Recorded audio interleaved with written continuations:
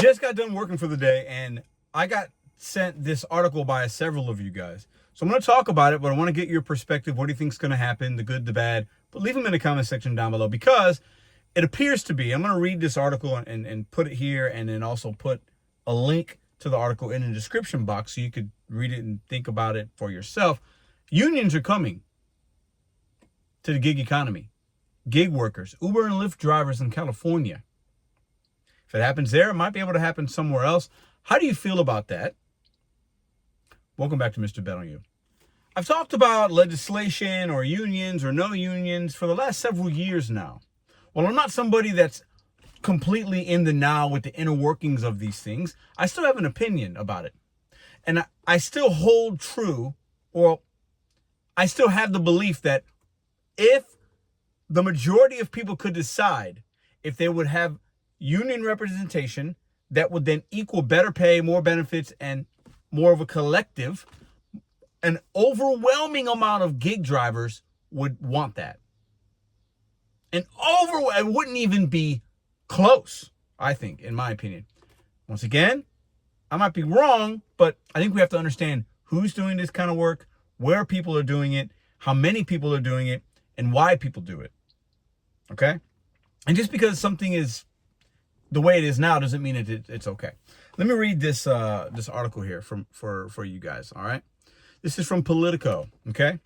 All right, I'll put some of the split screens here. California reaches deal with Uber Lyft to allow driver unions, okay? The deal brings Uber and Lyft on board with a pathway to unionization for ride-hailing workers after the company spent years fighting against the idea. Now, this is obviously give and take. You know, you give something, they take something, you give them something. You know, it's negotiation, right? Sacramento, California. California lawmakers reached an agreement Friday with Uber. Friday is the day you're watching this. With Uber and Lyft that will open the door for app-based drivers to form unions. A victory for organized labor that could lay the groundwork for similar efforts in other states.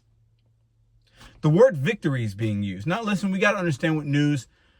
Who's writing it? Where do they lean? What side of this? What side of that? Forget the sides for a second. Deal in like what this article is saying, okay? The deal, blessed by Governor Gavin Newsom. A lot of you that watch this channel probably either don't know who that is or you know who he is and you don't like him, okay? And it's totally up to you, right? Brings Uber and Lyft on board with a pathway to collective bargaining rights for ride-hailing drivers after the company spent years and massive sums of money fighting the idea. Drivers are classified as independent contractors in California. We know that. They're classified that everywhere, right? Meaning they can't pursue traditional pathways to unionization. Traditional pathways. This is maybe non-traditional. Under the agreement, drivers will have the opportunity to organize for increased pay and additional benefits. In exchange, California leaders promise to support legislation that will drastically reduce expensive insurance coverage mandates borne by ride-hailing companies, which Uber and Lyft say have inflated fares in the state while eating into drivers' incomes. So the insurance companies really put it to these companies, right, to have these insurance premiums to make sure the driver and people are covered, the vehicle's covered while on an active trip. So they're trying to like save some money in that way, right? Hoping that maybe it will help them long term. I don't know, but you got to give some to take some, right? This is a historic agreement between workers and business that only California could deliver, Newsom said in a statement.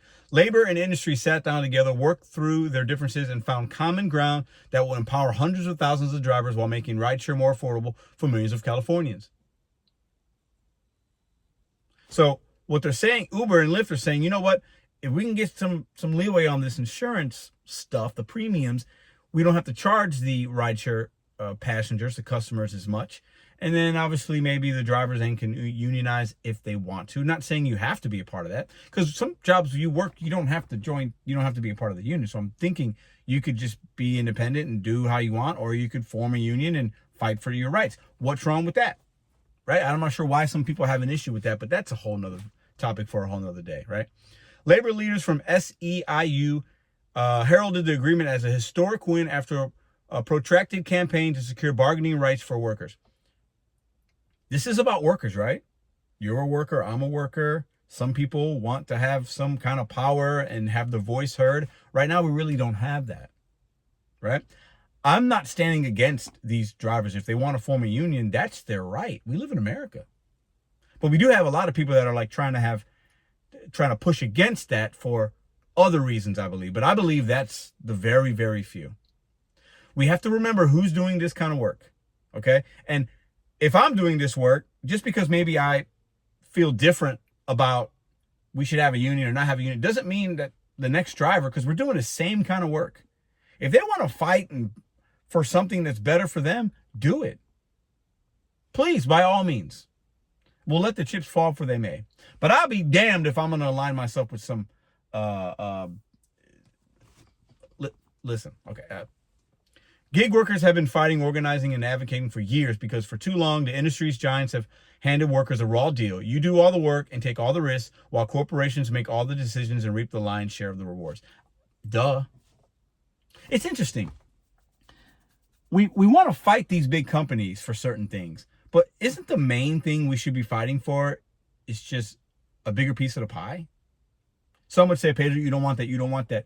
Maybe, I don't know. But something has to change. Other types of work have done this kind of stuff before, and it's helped some individuals and it hurts others.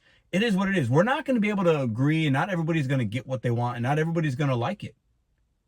But this is a democracy, right? We should be able to vote for things, and the majority wins. The majority of people want something like this that do this work.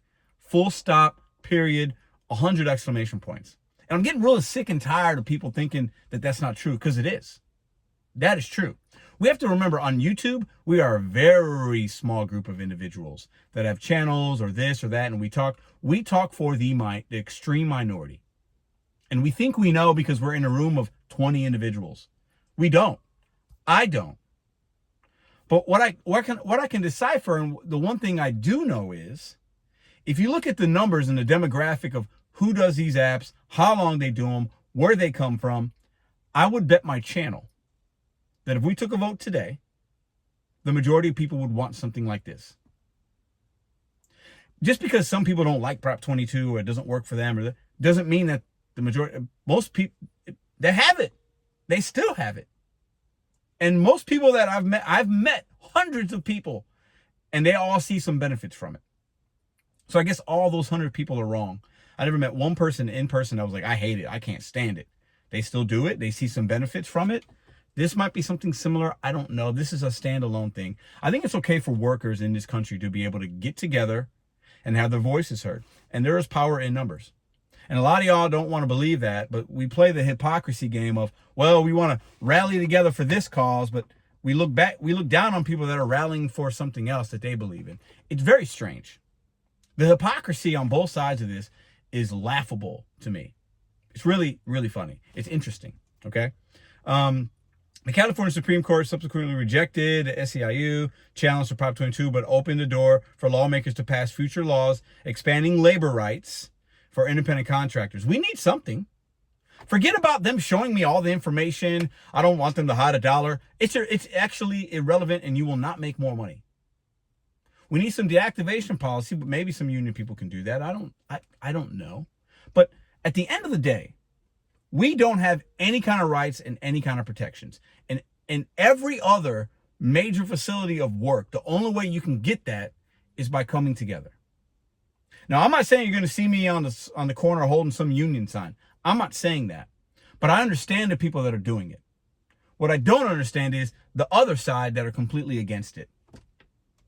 They're like, you know what? I just want my couple hundred people to be good. Forget about the 100,000. It doesn't make any logical sense. Anyways, continue, read the whole article for yourself. I know many of you that watch this channel. I know this. I look at my demographic. I look at it. I know when I make a certain video, the response I get. I know many of you lean a certain way, and that's okay. That's what's great about this country. Believe what you believe. And me thinking and saying two things can be true at the same time and challenging one thing doesn't mean that I lean one way. But you can believe that if you want.